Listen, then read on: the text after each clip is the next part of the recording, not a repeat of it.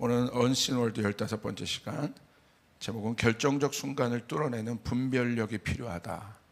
눈의 비늘이 벗겨지면 이라는 소제목이 있습니다.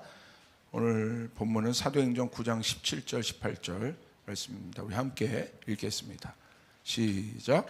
아나니아가 떠나 그 집에 들어가서 그에게 안수하여 이르되, 형제 사울아, 주 곧 내가 오는 길에서 나타나셨던 예수께서 나를 보내어 너로 다시 보게 하시고 성령으로 충만하게 하신다 하니, 즉시 사울의 눈에서 비늘 같은 것이 벗어져 다시 보게 된지라. 일어나 세례를 받고. 여러분, 우리가 예수 믿고 구원받고 거듭난다는 것은 다시 태어난다는 거죠. 그러니까 다시 태어난다는 것은 아기의 상태인 거예요. 그래서 사실은 처음 구원받은 분은 거듭난 아기의 상태, 다시 태어난 존재가 되었지만 사실 아무것도 잘 모릅니다. 그래서 도움이 필요하죠. 그래서 성경에 보면 자라난다고 되어 있습니다. 자라난다. 그래서 자라나서 성장합니다. 그래서 신앙에도 유아기, 청소년기, 청년기, 소년기, 청년기, 예수님이 그러셨던 것처럼 예수님도 우리의 몸이 그렇게 자라는 것처럼 신앙도 마찬가지입니다. 그런데 이제 마지막 결정적인 신앙의 이 하이라이트는 뭐냐면, 이제 예수님을 알긴 알아요. 예수님을 따라가긴 따라가지만 이제 뭐에서 뭘로 바뀌어야 되냐면, 사실 예수님 닮은 존재가 돼야 돼요. 그러니까 예수님 닮은 존재가 된다는 건 뭐냐면, 그러니까 누구를 계속해서 바라보고 따라가면 그 사람을 닮아가잖아요. 그러니까 예수님을 계속해서 지속해서 따라가는 사람들을 우리 누구라고 합니까? 제자라고 합니다. 제자. 결국 제자의 단계까지 이르는 거예요. 여러분, 여러분의 모든 신앙의 목표가 제자가 돼야 되는 거예요. 할렐루야. 그래도 옥하는 목사님도 평생을 그 어마어마한 교회를 개척하고 지금도 영향력 있는 교회로 한국교회에 서 있지만, 옥하는 목사님의 평생 소원이 뭐였어요? 한 명의 제자를 만드는 거예요. 그 몇만 명의 목회를 하시는 분이지만 나중에 은퇴하시고도 인터뷰하는 영상을 보면 그때 제일 행복했다는 거예요. 조그만 테이블에 앉아서 한 사람 한 사람 만나면서 제자 훈련을 하는 것, 그것이 본인에게 있어서 가장 행복했다. 그러니까 제가 목사님의 그 고백이, 저도 이제 사역을 하면서 목회를 하며 제 마음에 이렇게 와닿기 시작해요. 처음에는 잘 몰랐어요. 머리로는 알았지만 그게 얼마나 중요한지를 이제 점점 깨닫게 됩니다. 저는 여러분 모두가 주님을 잘 따라가는 제자가 되셨으면 좋겠습니다. 아멘. 그냥 예수님 바라보고 따라가는 사람들은 무엇입니까? 군중이에요. 군중과 제자의 가장 큰 차이점은 무엇입니까? 군중에는 십자가가 없어요. 군중에게 십자가가 선포될 때 군중은 떠났어요. 그러나 제자는 마지막까지 결국 어떻게 됩니까? 십자가를 경험하고 십자가를 지고 예수님을 따르는 사람들이 되었습니다. 처음엔 십자가 앞에서 도망갔지만 나중에 정말 예수님을 만남으로 말미암아 그들이 십자가를 지고 예수님을 따라갔고 좁은 길을 갔고 어린 양의 길을 간, 여러분, 우리는 그 제자가 되어야 되고, 저희 조이풀 교회는 그 예수님 따라가는, 여러분, 그 제자의 삶을 사는 교회가 되어야 될 줄 믿습니다. 그래서 우리가 신앙심이 깊다고 얘기할 때,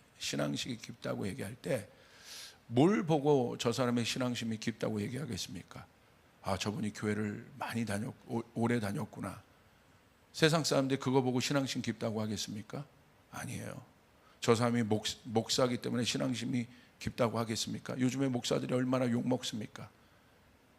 여러분, 그런 자격과 타이틀로, 우리의 어떤 것들을 말하는 것들로 우리를 얘기할 수 없습니다. 무엇이 저 사람이 신앙심이 깊다고 여러분, 우리가 쉽게 말하면 평가할 수 있을까요? 그것은 하고 싶은 일이 아니라 해야 할 일을 하는 사람이에요. 이렇게 좀 정리해 보게 되더라고요. 하고 싶은 일이 아니라 해야 할 일을 하는 사람. 대부분의 사람들은 자기가 하고 싶은 일을 해요. 사역도 마찬가지예요. 저도 그렇더라고요. 결국 우리 여러분 모두가 이제 저희 조이풀 정도 이제 어떻게 보면 청년기를 지나는 나이로 가고 있는데, 저희 조이풀이 개척교회는 이제 아니지 않습니까? 그러면 우리가 여러분 이제 뭘 고민해야 되냐면 사역의 단계로 나가야 되는 거예요. 이제 여러분 예수 믿고 구원받고 성장하고 기도하고 그랬다면 여러분의 다음 단계는 여러분의 가운데 사역이 이루어져야 돼. 할렐루야. 아멘. 그러기 위해서는 뭐가 점검돼야 되느냐? 하고 싶은 일을 하는 사람이 아니라 해야 될 일을 하는 사람. 요 한 문장에 좀 정리를 해보고 싶어요. 이 부분이 정말 어려운 거예요. 사역도 내가 하고 싶은 사역을 하는 것과 해야 될 사역을 하는 것은 다릅니다. 이게 천지차이예요. 똑같이 사역을 하는 것 같으나 하고 싶은 사역을 하는 사람이 있어요. 그런 해야 될 사역은 때로는 내가 하고 싶지 않은 일일 수 있단 말이에요. 그런데 제자는 하고 싶은 일이 아니라 해야 될 사역을 하는 거예요. 설교도 마찬가지예요. 내가 하고 싶은 설교를 하는 게 아니에요. 해야 될 설교를 해야 되는 거예요. 아멘? 그런데 많은 설교자들이 이 부분을 몰라요. 자기가 하고 싶은 걸 해요. 그렇지 않습니다. 해야 될 설교를 해야 되는 거예요. 아멘? 하고 싶은 기도를 하는 게 아니라 해야 될 기도를 해야 되는 거예요. 여러분, 그 사람이 제자입니다. 그래서 이게 바로 어떤 문제냐면 주인이 바뀌었다는 문제예요. 결국 하고 싶은 일을 하는 사람과 해야 될 일을 하는 사람의 가장 큰 차이가 결국은 주인이 바뀌었다는 거예요. 결국 이게 바로 제자도예요. 그냥 제자가 아니라 제자도. 무슨 말이겠습니까? 제자도의 시작, discipleship이라고 하죠. 이 제자도의 시작이 무엇으로부터 출발합니까?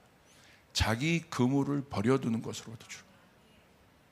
그러니까 자기 것을 버려두는 것. 내가 하고 싶은 일을 버려두는 것. 자기가 죽는 것. 자기가 부인되는 것. 그것으로부터 제자의 삶이 시작되는 거예요. 그래서 도라고 하는 거예요. 도. 도는 뭘 말하는 겁니까? 길을 말하는 거예요. 그래서 제자도의 시작은 방향성을 얘기하는 거예요. 제자가 나아가야 할 길. 아멘. 그냥 제자로 끝나는 것이 아니라 제자가 어떻게 나아가야 하는가, 제자는 어디로 나아가야 하는가, 이게 바로 도라는 거예요. 도를 아십니까? 그 도가 아니라 바로 모든 인생의 문제는, 신앙의 문제는 방향성의 문제인 거예요. 내가 뭔가가 된다는 게 중요한 것이 아니라 내가 어디로 가고 있느냐는 거예요. 내가 목사가 되었다는 게 중요한 것이 아니라 내가 목사로서 어디로 가고 있냐는 거예요. 우리 조이풀 교회가 어디로 가고 있냐는 거예요. 내 인생이 어디를 향해 가고 있냐는 거예요. 아멘. 그것의 첫 걸음이 무엇입니까? 자기 그물을 버려두는 그 제자도가 시작되는 것이죠. 그래서 이 제자도는 다른 말로 하면 제자의 길이라고 말할 수 있어요. 결국 이 제자도는 뭐를 다루는 거냐면 주인을 바꾸는 겁니다. 이걸 뭐라고 얘기해요? 이 제자의 길을 가게 되면 결국 뭐를 다루게 되는 거냐면, 제자도라는 것은 로드십을 다루는 거예요. 누가 주인인가? 누가 내 삶의 주인인가? 그것이 바뀔 때 제자가 되는 거예요. 근데 여전히 내가 교회를 오래 다녀도 내가 내 삶의 주인이라면 여전히 그 사람은 자기가 하고 싶은 일을 합니다. 그게 사울입니다. 자기가 하고 싶은 일을 하는 거예요. 사울의 여러분 불순종은 무엇입니까? 로드십이 바뀌지 않은 문제라는 거예요. 성경 그거를 지적하는 거예요.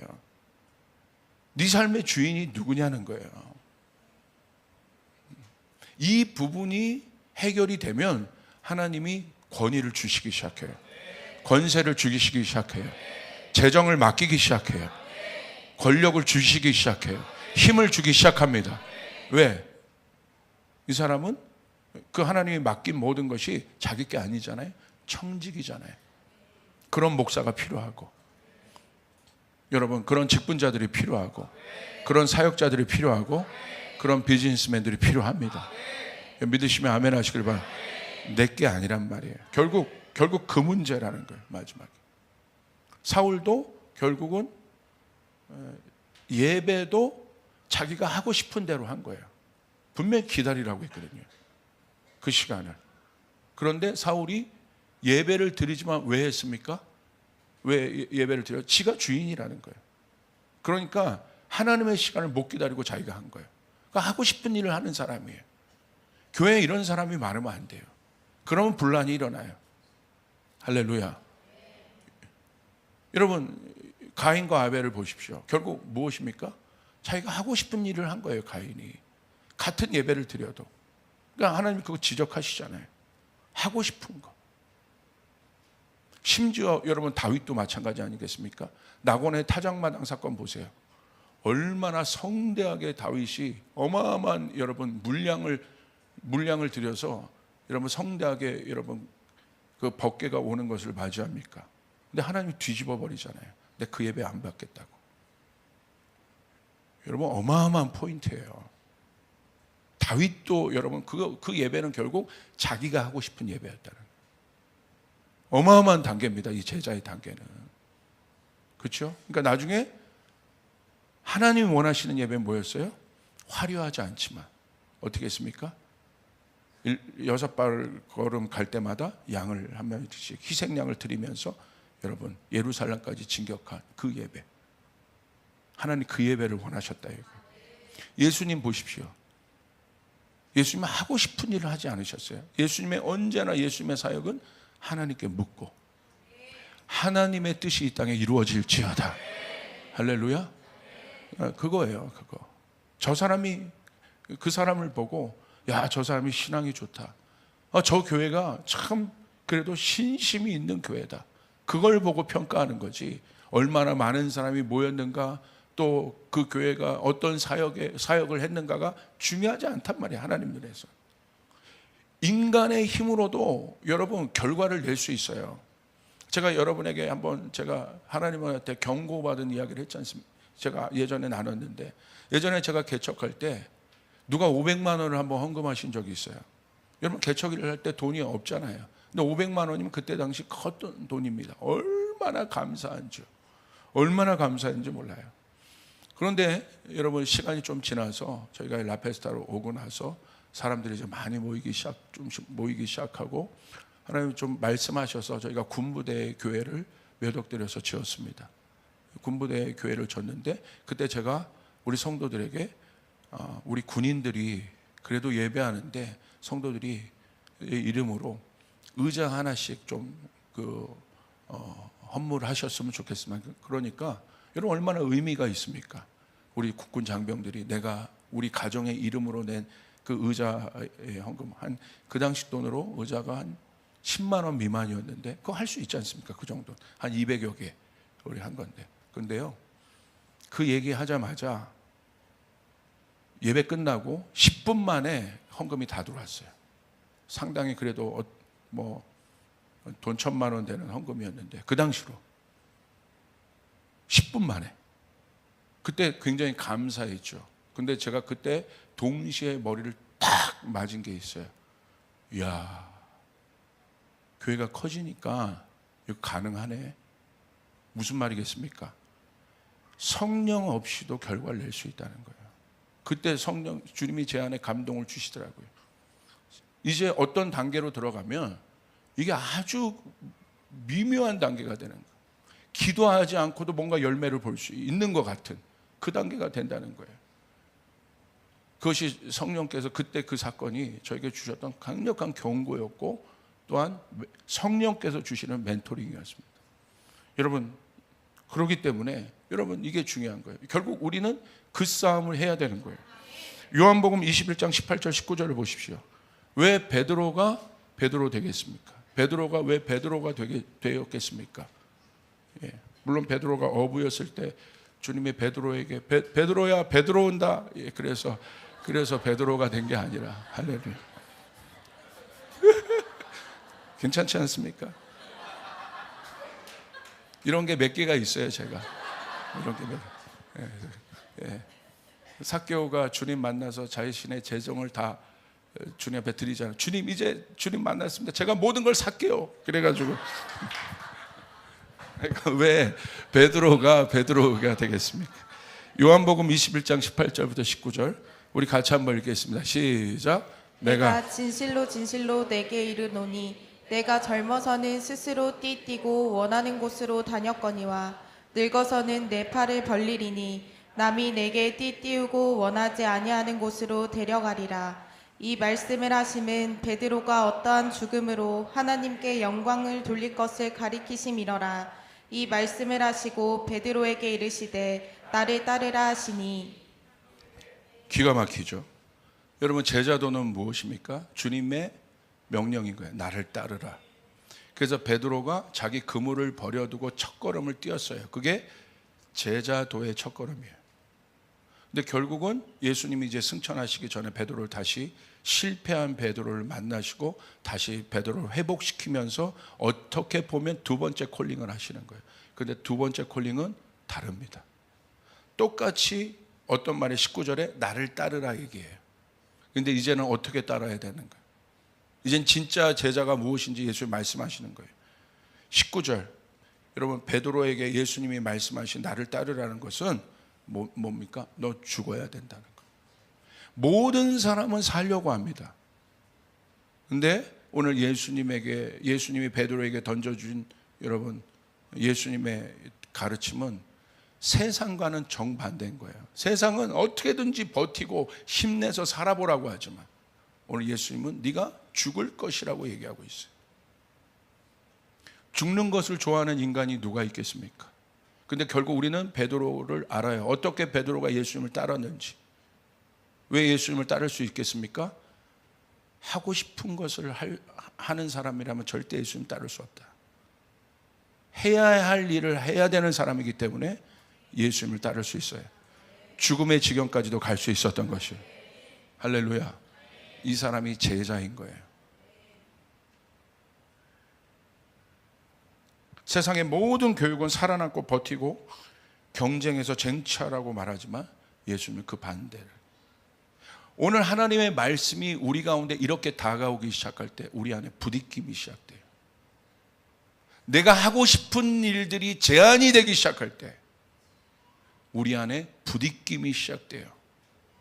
여러분 명심하시길 바랍니다. 오늘 예수님의 제자들에게 제자인 베드로에게 그 부딪힘을 선물했다는 거예요. 그 갈등을 선물하셨다는 거예요. 저는 이게 선물이라고 봐요. 왜? 이거보다 큰 영광을 여러분 베드로가 어떤 사람이 그 영광을 받겠습니까? 뭐라고 얘기합니까? 19절에 베드로가 어떤 죽음으로 하나님께 영광을 돌릴 것을 가리키십니다. 예수님은 이 죽음을 뭐와 연결시킵니까? 영광과 연결시킵니다. 세상은 이 죽음을 망할 것들로 얘기하지만 예수님은 예수님을 따르다, 제자의 길을 따르다, 결국 베드로가 죽게 될 것인데 그 죽음은 헛된 죽음이 아니라 영광이라고 얘기하고 있는 것이에요. 아멘. 그러므로 여러분, 우리 안에 갈등이 일어나고 어렵고 내 자아를 죽고 부인하는 것이 어렵지만 그럼에도 불구하고 하고 싶은 일을 하는 것이 아니라 해야 될 일을 하며 주님을 따라가는 사람에게는 여러분 그 사람은 영광을 보게 될 것이라. 인간의 영광이 아니라 하나님의 영광을 보게 될 것이고 교회는 그 영광을 보게 될 것이라는 거예요. 할렐루야. 18절 보십시오. 이렇게 얘기해요. 내가 젊어서는 스스로 띠뛰고 원하는 곳으로 다녔지만 네가 예전에는 네가 원하는 일, 네가 가고 싶은 데를 가고 네가 원하는 일을 하는 사람이었지만 이제는 늙어서는 무슨 말입니까? 네가 성장했다면 이제 나에게 제자 훈련을 받았다면 내 말을 벌리리니 남이 내게 띠띠우고 원하지 않는 곳으로 너를 데려가리라. 바로 이 싸움인 거예요. 여러분, 우리 조이풀 교회는 내가 하고 싶은 일을 하는 사람이 아니라 주님이 우리에게 맡겨주신 해야 될 일을 하는 사람이 되시길 바랍니다. 그렇게 될 때 하나님이 여러분의 기업을 여러분이 생각한 것보다 높게 축복하시는 거예요. 감당케 하시는 것이에요. 그때야 비로소 여러분 육의 힘으로 사는 것이 아니라 성령의 능력을 갖고 사는 사람이 되기 시작해요. 왜 이것이 중요합니까? 신명기 6장 6절부터 7절, 이게 바로 말씀이에요. 말씀을 지키는 하나님의 자녀들이에요. 우리 같이 한번 읽겠습니다. 시작. 오늘 내가 내게 명하는 이 말씀을 너는 마음에 새기고 내 자녀에게 부지런히 가르치며 집에 앉았을 때에든지 길을 갈 때에든지 누워 있을 때에든지 일어날 때에든지 이 말씀을 강론할 것이며. 모세는 가나안 입성을 앞둔 백성들을 모아놓고 설교합니다. 그게 신명기입니다. 신명기는 하나님의 법을 강조하여 반복하여 얘기하는 것이에요. 뭐라고 얘기합니까? 너는 특별히 부모들에게 이 말씀을 너는 마음에 새겨라.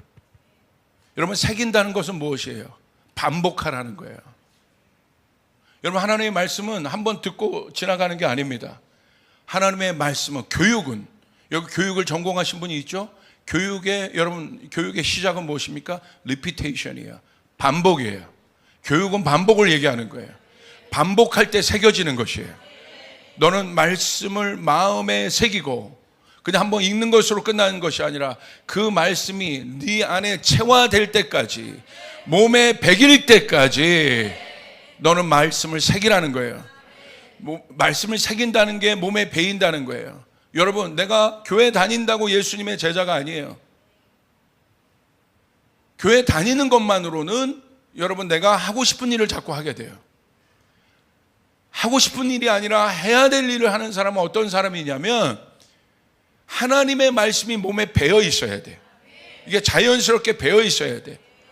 그렇기 때문에 하루아침에 내가 내 몸에 배어 있는 것들을 바꾸기가 힘들어요.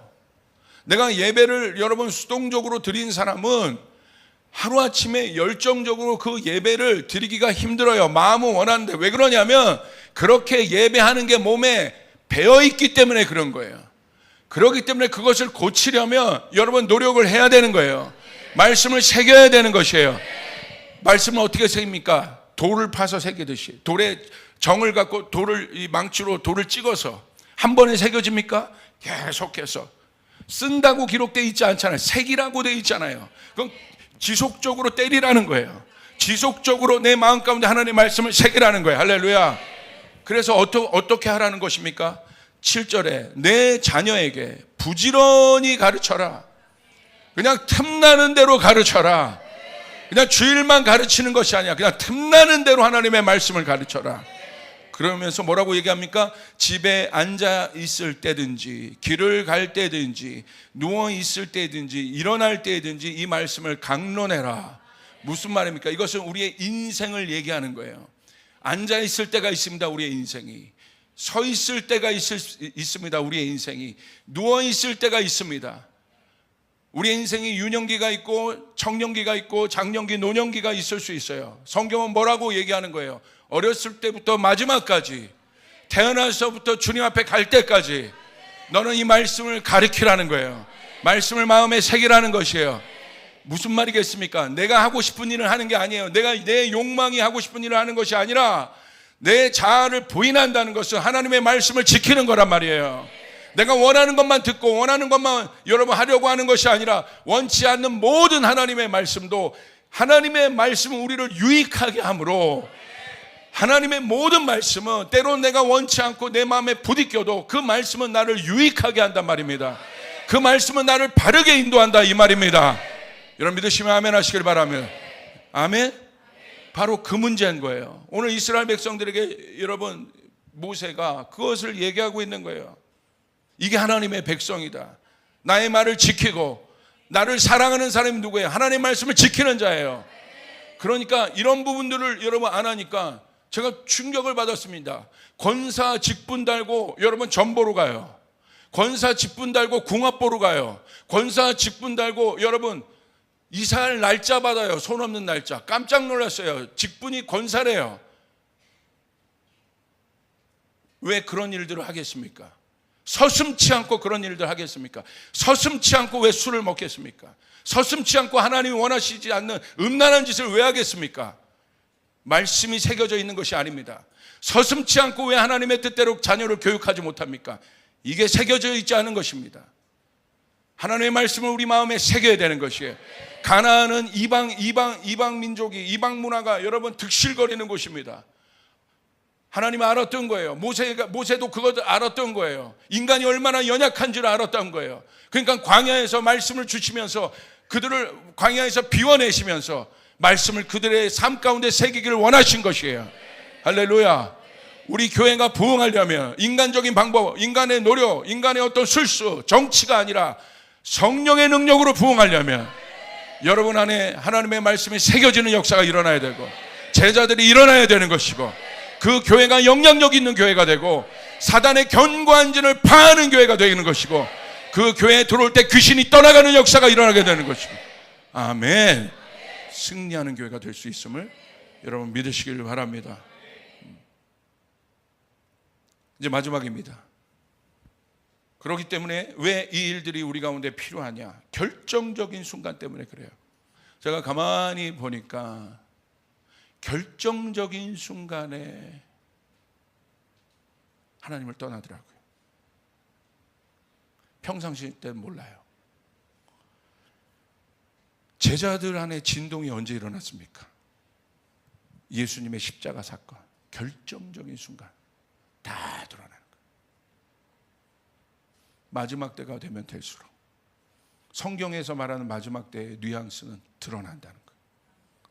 우리 안에 저 심의 깊은 곳에 있는 거예요. 제가 어저께 청년부 리더 모임하면서 그 얘기를 했습니다. 제가 이번 주에 있었던 이야기를 했어요. 어떤 이야기 했냐? 제가 제 자리에서 기도하는데 주님이요, 제 심의 깊은 곳까지 들어가서 그래서 저도 몰랐던 제 안에 있는 죄악들을 드러내시는 거예요. 깜짝 놀랐어요. 제가 뭐 특별히 잘못하고 그런 거 없는 것 같은데 성령께서 제 안에 있는 깊은 곳을 막 들어가서 저를 막 다그치기 시작하시는데, 표현이 다그친다는 게 맞아요. 막 하는데 힘들더라고요. 부딪히더라고요. 그래서 제가 금요일 날 예수에 대해서 설교하고, 모든 것이 예수로부터 시작되지 않은 모든 것들은 여러분 망하겠다. 그래서 제가 청년부에게 얘기했어요. 왜 우리가 온전히 주님을 따르지 못할까? 성경에 보면 그것을 견고한 진이라고 되어 있는데 왜 그 견고한 진이 생각이든 논리든 우리 안에 신념이든 어떤 것이든 내 습관이든 왜 견고한 진이 우리 안에 여전히 있을까? 주님께서 저에게 주신 해답은 온전히 내어드리지 않기 때문에, 온전히 우리가 하나님 앞에 산 제물이 되지 않는 거예요. 적당하게 팔 띄워드리고 나머지는 괜찮은 거예요. 적당하게 다리 띄워드리고 자기 제물 드렸다고 하는 거예요. 오늘 성경은 뭐라고 해요? 온전한 산 제물로 드리라는 거예요. 다 드려야 되는 거예요. 우리 안에 어떤 영역도 이거는 만지지 마세요, 이걸 만지지 마세요, 이건 만지지 마세요가 아니라 이제는 그걸 내어드려야 된다는 거예요.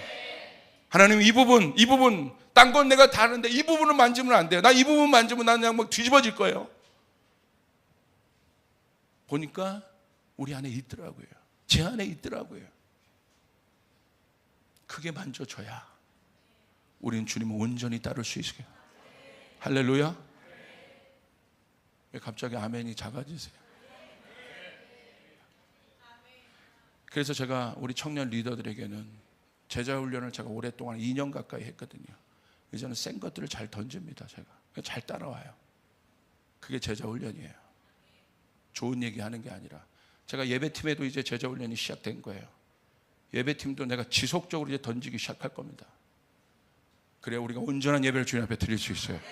제가 2부서 맡고 있어요. 예배팀 그리고 청년부. 작년부 좀 있으면 갈 겁니다.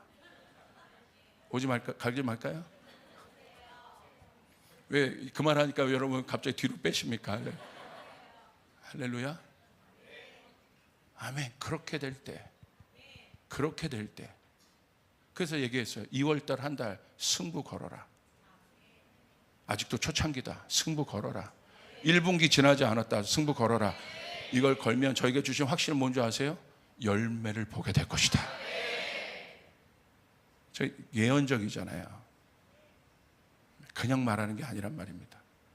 이 부분을 하나님 앞에 정확하게 초반에 걸고 들어가는 사람은 부서도 마찬가지예요. 사역도 마찬가지예요. 열매를 보게 될 것이다. 가정도 마찬가지고 일터도 마찬가지고 열매를 보게 될 것이다. 여러분 믿으시면 아멘 하시길 바랍니다. 그러면 반복하여 하나님의 말씀을 지키고 또 지키고, 그런데 그 막 들어오는데 부딪히지만 하나님 제 안에 오시옵소서. 이걸 꺾지 못하는 이유가 무엇입니까? 그 견고한 진을 못 꺾어요. 하나님 말씀이 있는데 왜 그러냐면 두려워서 그런 거예요. 제가 가만히 보니까 예수 믿고 안 믿고를 떠나서 어떤 이제 아이들이나 청년들을 만나 보면 어떤 걸 얘기할 때 쉽게 바꾸는 청년들이 있어요. 아, 목사님 죄송합니다. 쉽게 나이스하게. 가만히 보면요, 건강한 애들이에요. 사랑 많이 받은 사람들이에요. 그렇기 때문에 뭔가를 자기 거를 꺾는다는 게 어렵지 않아요. 왜? 꺾는다는 건 자기 걸 내려놓는다. 누가 자기 걸 내려놓을 수 있겠어요? 안정감이 있는 사람이. 자기 거를 못 꺾는 사람의 대부분의 특징이 두려움이 많아요. 거기서 아집이 생기는 거예요. 고집이 생기는 거예요. 그러나 사랑을 많이 받고 주님의 품 안에 머물고 주님의 임재 안에 있는 사람들 그걸 꺾습니다. 꺾는 게 어렵지 않아요. 자기 것을 주장하지 않아요. 베드로가 건강한 사람이에요. 유대인으로서 자기 전통이 있잖아요. 그거 예수님이 꺾잖아요. 성령님이 꺾으시잖아요. 그런데 어렵지만 또 쉽게 따라가잖아요. 초대교회가 그렇지 않습니까? 왜? 마음이 부드럽기 때문에. 부드럽기 때문에 수용하는 거예요. 오늘 한국교회는 수용성이 필요해요. 아멘? 교회 문턱이 너무 높아요. 복음은 그 수용성 안에 있는 힘입니다. 예수님 보십시오. 죄인을 수용하셨잖아요. 그런데 그 죄인이 그 수용된 예수님의 그 넉넉함 안에서 바뀌지 않습니까? 삭개오가 바뀌지 않습니까? 창기가 바뀌지 않습니까? 여러분 믿으시면 아멘 하시길 바랍니다. 아멘. 그거예요. 그거. 그렇기 때문에 지금은 굉장히 그런 때라는 거. 꺾어야 돼. 옆 사람에게 선포합니다. 꺾어야 산다. 쫓아기 안 꺾으면 네 글자 어떻게 되죠? 퀴즈. 안 꺾으면 정답. 부러진다. 여러분 유연해야 됩니다. 부드러워야 됩니다. 이제 마지막입니다. 그러기 위해서 결국 이 모든 것을 우리가 분별해내야 돼요. 결정적인 순간에 이 모든 것을 분별해야 되는데 마지막 때는 인간의 욕망이 극대화되는 때입니다. 이 땅의 문화와 환경은 나의 뜻을 강조해요. 그냥 뭐 집에서도 교육에 우쭈쭈야 다. 우쭈쭈. 이거 우쭈쭈다. 이게 바벨의 흐름이에요. 내 이름을 내자는 거예요. 모든 게 그래 제 혼내면 안 돼요. 저 자존심 상처되면 어떻게 하려고? 선생님이 책임질 거예요? 다 이런 문화예요. 다 이런 문화. 그냥 우쭈쭈. 찬양도 그런 거야. 너 아팠지? 너 힘들었지? 그거 좋은데 그 다음이 없어. 계속 아팠지? 힘들었지? 언제 사역하고 언제 하나님 나라 확장할 거야? 언제 우리가 주님 앞에 죽을 거야? 그런 건 없어. 그런 거 들어오면 찬양도 요즘엔 그런 찬양은 안 만들어. 부르지도 않아. 그냥 아팠지? 힘들었지? 그거 뭐라고 하는 게 아니야. 뭐라고 하는 거야 지금. 선교사님들이 현장에서 부를 찬양이 없어요. 이게 실제야. 부를 찬양이 없어요. 그 마인드로 선교지에서 어떻게 있어요? 아팠지? 힘들었지? 여러분 교회는 이렇게 많아지고 한국교회가 이렇게 오랜 시간이 흘러서 성장했는데 우리의 수준이 이거라면 말이 되겠습니까? 아닌 거죠. 우리의 여러분 찬양은 제가 요번에 북한 탈북자 모임 갔다 와서 은혜 받았다고 그랬잖아요. 그분들의 찬양 특성을 하는데 가사 듣고 제가 놀랐어요. 막 여러분 약간 멜로디는 트로트 같아요. 트로트 같은데 나 가사가 뭐 사선을 넘고 뭐 죽음의 뭐 경계선을 넘고 막 넘고 계속 넘고야. 근데 듣는데 눈물이 나는 거예요. 듣는데 눈물이 저런 삶을 거쳐서 만든 찬양이구나. 저게 힘이 있구나. 할렐루야. 여러분 우리 안에 그 능력이 필요한 것이에요. 할렐루야. 여러분 믿으시면 아멘 하시길 바랍니다. 그런 문화 속에서 자기가 모든 것을 옳다고 생각하는 문화 속에서 우리는 예를 들어 발견할 수 있냐? 왜 그렇게 생각할까? 왜 그것이 안 변해질까? 그게 바로 좋은 예가 바울입니다. 바울 되기 전에 바울은 누구였습니까? 사울이었습니다. 사울은 어떤 사람이에요? 예수님을 따르는 초대교회 성도들과 교회를 말살시키려고 했던 사람이에요.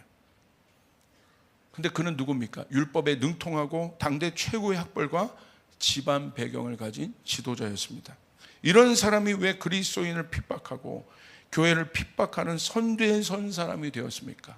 무엇이 문제입니까? 학벌입니까? 배경입니까? 아니면 바울의 어떤 지능 지수입니까? 감성 지수입니까? 심리학적인 아니면 어떤 상담학적인 아니면 어떤 그런 교육학적인 면에서 바울을 한번 바라보면 부족함이 없는 사람이잖아요. 그런데 왜 바울이 마귀짓을 했겠습니까? 오늘 우리의 질문은 거기 있는 거예요. 우리도 하나님을 알면서 왜 하나님이 원하지 않는 그 일들을 할까요? 왜 그럴까요? 무엇이 문제일까요? 바울이 무엇이 문제였을까요? 오늘 성경은 너무나 단순하게 그 대답을 해줘요. 그가 눈이 멀었다고 얘기하는 거예요.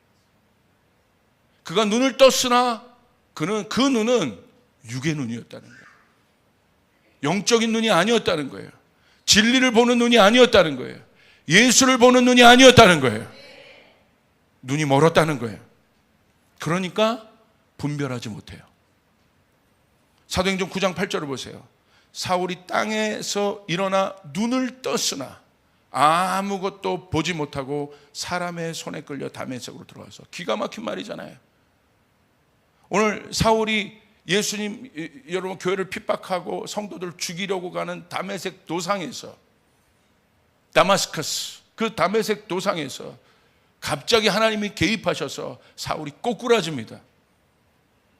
그리고 네가 왜 나를 핍박하느냐는 하늘의 음성이 들리고, 사울의 땅에서 일어나, 뭐라고 되어 있습니까? 오늘 그 사울의 상태,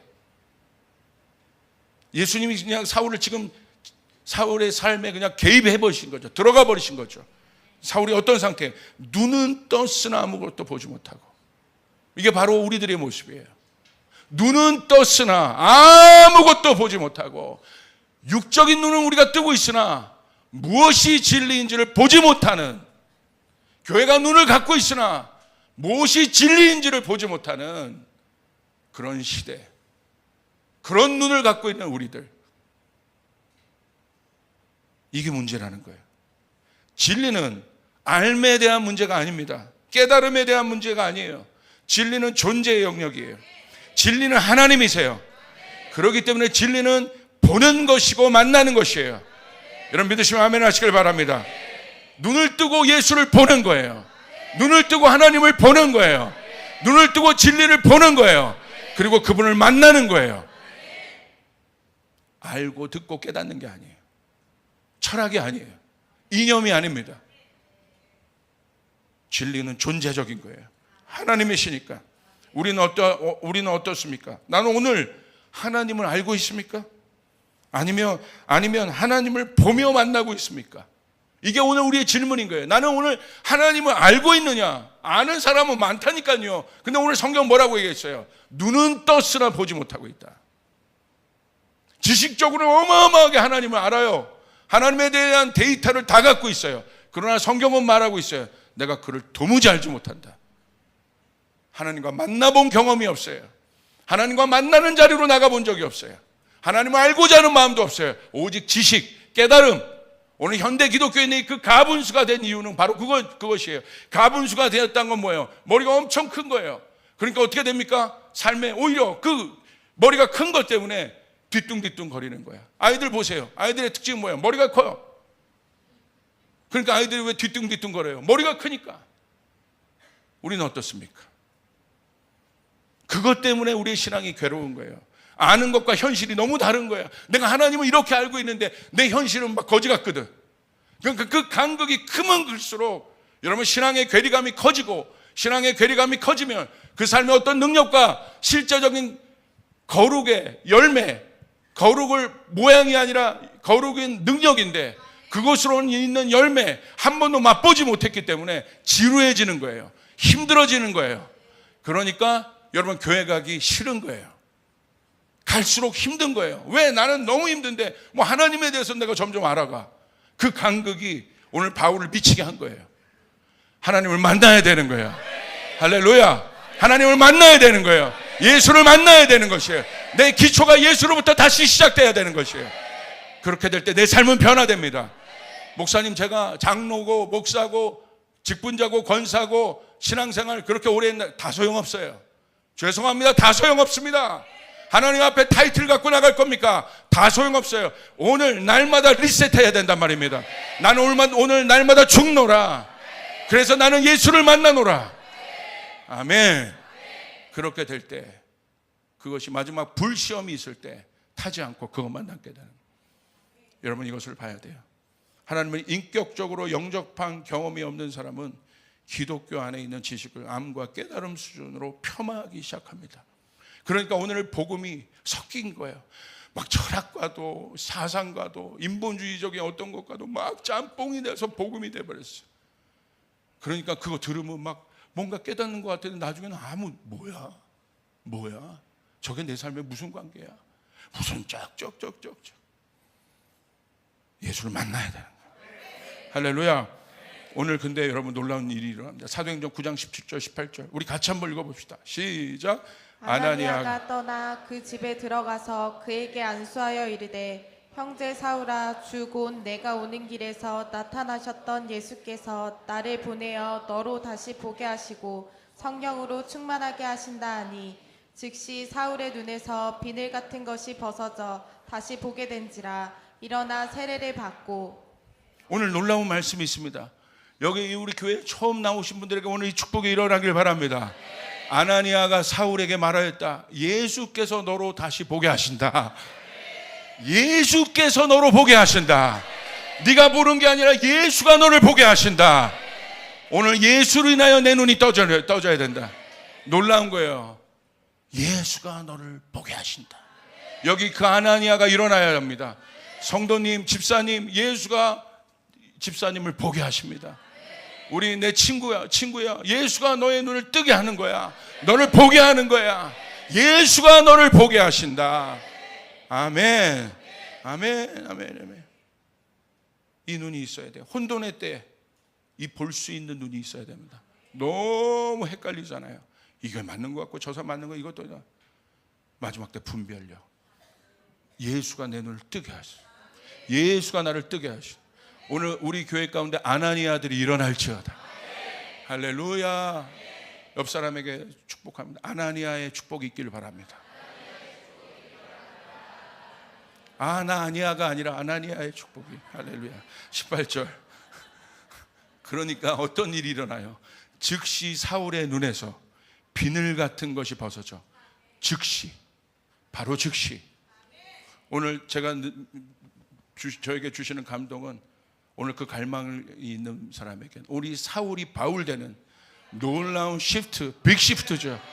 이것이 일어나려면 오늘 여러분이 갈망하면 주님 정직하게 내 상태를 인정하고 하나님 내가 눈을 떴으나 보는 것이 없고 눈을 떴으나 내가 하나님의 것이 아닌 섞인 것들을 바라보고 그게 내 생각이고 내 가치관이고 내 인생관이 돼버렸고 내 교육관이 돼버렸고 내 재정관이 돼버렸습니다. 오늘 하나님 이거 다 내려놓습니다.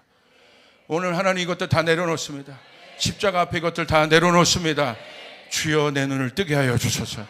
주여 내 눈을 뜨게 하여 주소서. 보게 하여 주시옵소서. 그래서 분별하게 하여 주시옵소서. 뭐라고 얘기합니까? 즉시 사울의 눈에서 비늘 같은 것이 벗어져 다시 보게 된지라. 이때부터 사울의 인생은 바뀝니다. 와. 그 다음부터 예수가 보여요. 예수가 보여요.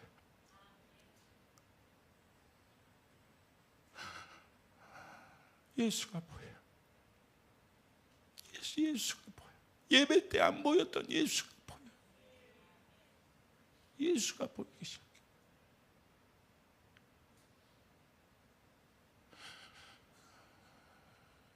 우리의 눈이 떠져야 돼. 우리의 눈이 떠져야 돼.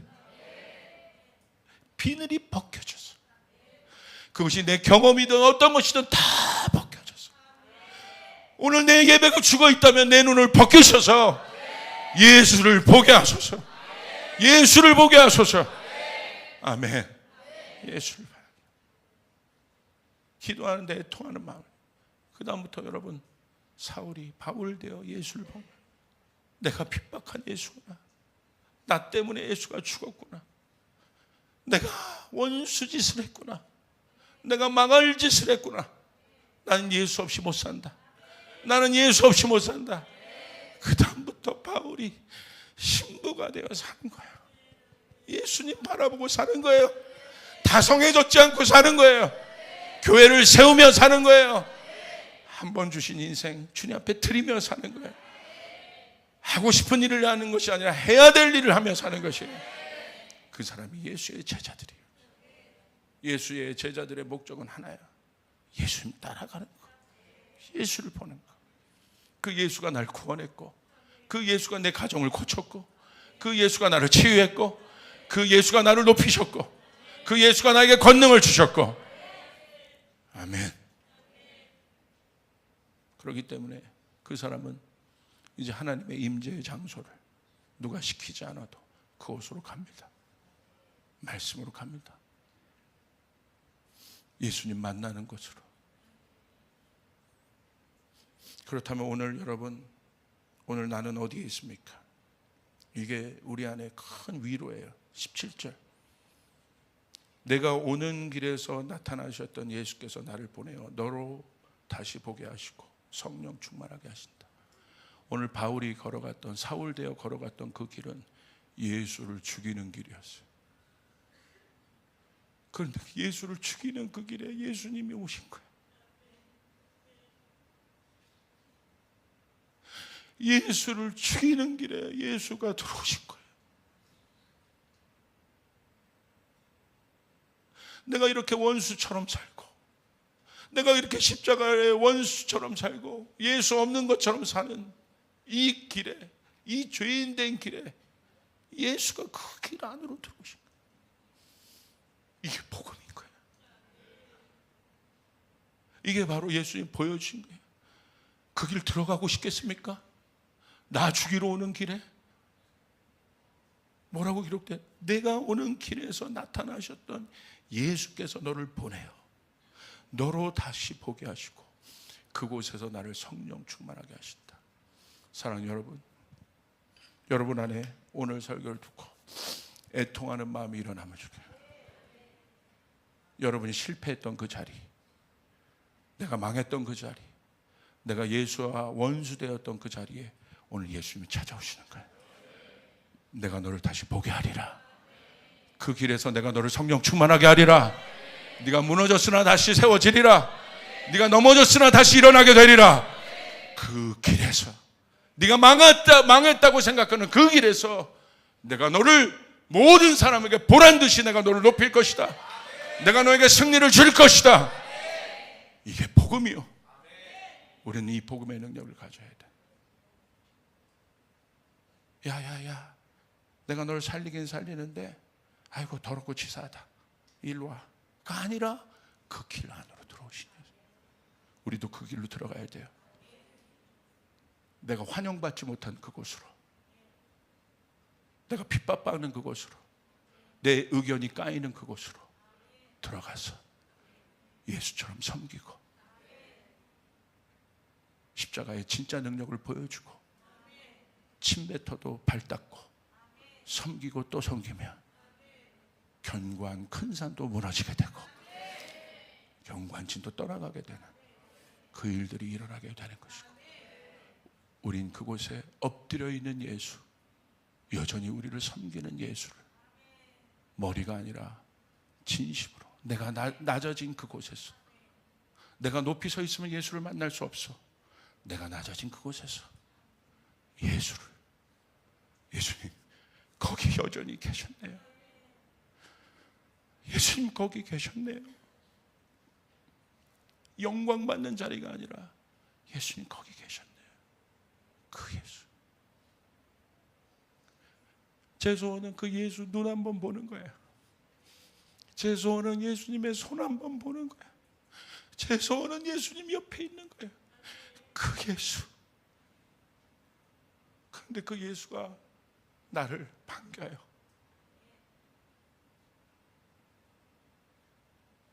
이렇게 이율배반적인 사람을 반겨요. 탐욕 있고 음했고 교만한 사람을 반겨요. 그 예수가 나를 살려요. 오늘 바울은 그 예수를 만난 거예요.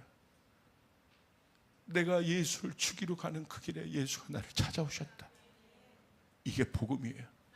어떻게 그 예수를 잊을 수 있겠습니까? 사랑하는 여러분, 이 예수 앞에 나가야 합니다. 혼돈스러운 이때, 모든 것이 여러분 바벨탑처럼 높아지는 이때, 주님 내 마음을 깨시고 오늘 내 눈을 뜨게 하셔서 그 예수를 보게 하여 주시옵소서. 그때 성령의 역사가 일어나기 시작합니다. 성령이 여러분을 도와주기 시작합니다. 왜냐하면 성령은 예수를 증거하시기 때문에. 오늘 그 예수가, 그 좋으신 예수가, 여러분 놀라운 오늘 이게 위로가, 진짜 예수를 만난 그 고백, 예수님 이렇게 죄인 된 길로 가는 그곳에 예수님 거기 계셔, 예수님 거기 있었다는 거예요. 내가 너무 부끄러워서 하나님도 볼 수 없는 그 길에, 누구에게도 가려지고 싶은 그 길에 예수가 거기 계셨다는 거예요. 그러므로 사랑하는 모든 우리 조이풀 성도 여러분, 그 예수가 여러분과 함께 하세요. 여러분이 죽을 것 같은 그곳에 우리 예수가 그곳에 계셨다는 거예요. 오늘 그 예수가 여러분의 눈을 뜨게 하시고 그 예수를 보는 시간이, 보는 날이 오늘이 되시기를 주님의 이름으로 축복합니다. 아멘. 우리 조이풀 교회는 예수를 보고 싶다. 할렐루야. 내 눈을 뜨게 하여 주소서. 우리 주님께 영광의 박수를 올리겠습니다.